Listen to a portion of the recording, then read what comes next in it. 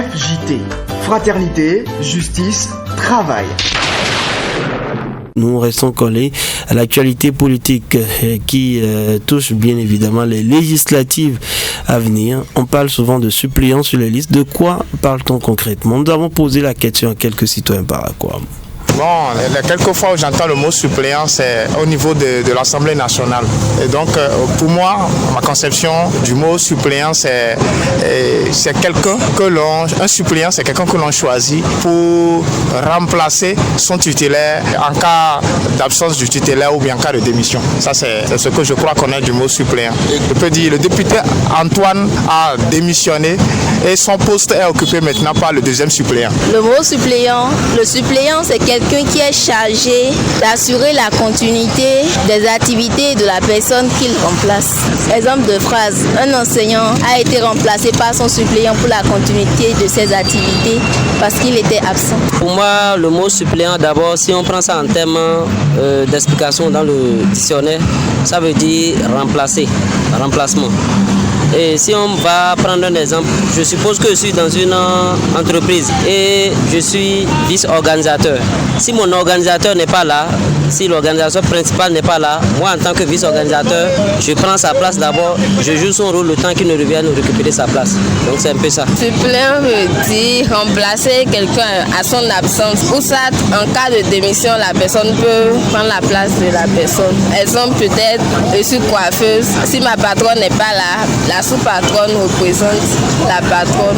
Suppléant. Bon, le mot suppléant, en réalité, c'est quelqu'un qui remplace le titulaire. Quand le titulaire n'est pas là, lui, il est là pour le remplacer momentanément. Ou bien, bon, si c'est que le titulaire est appelé pour un autre poste, lui, il peut le remplacer perpétuellement, continuellement, quoi, et jusqu'à échéance. Donc, le suppléant, disons que, bon, c'est pour utiliser des termes terre à terre pour expliquer, bon, c'est comme un remplaçant, quoi. Donc quand je ne suis pas là, toi tu me remplaces et tu joues le rôle que je joue. Donc c'est souvent utilisé à l'Assemblée nationale quand le député titulaire n'est pas là, c'est son suppléant qui le représente. Donc c'est un peu ça. Et quand je ne serai pas là, mon suppléant va s'en charger.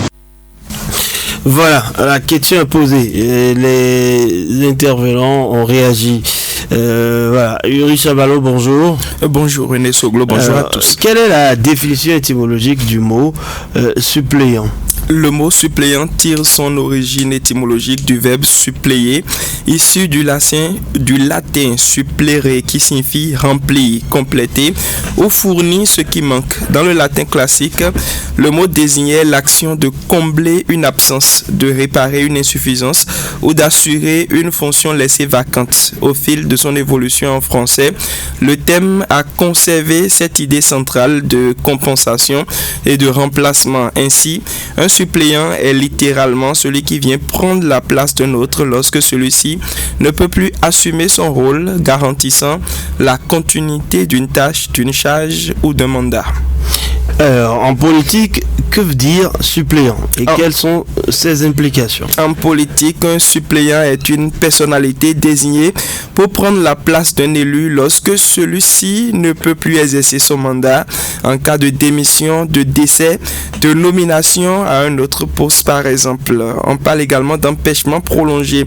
On retrouve cette fonction dans plusieurs systèmes électoraux, notamment pour les députés, les maires, mais également pour les conseillers. Le suppléant ne détient pas immédiatement le pouvoir. Il n'exerce ses prérogatives que si le titulaire devient indisponible. Son rôle est donc à la fois symbolique, incarner la continuité du mandat, mais aussi opérationnel, assurer la stabilité politique en évitant une élection partielle. Être suppléant implique souvent une proximité politique forte avec le titulaire et une capacité à poursuivre la même ligne de gouvernance en cas d'empêchement d'empêchement du titulaire. Et quelques exemples, on va laisser partir avec le mot suppléant. On pourrait dire, lors des législatives, chaque candidat doit présenter un suppléant qui le remplacera automatiquement en cas d'empêchement. On peut également dire, le conseiller étant indisponible, c'est son suppléant qui a assuré sa présence lors du conseil communal.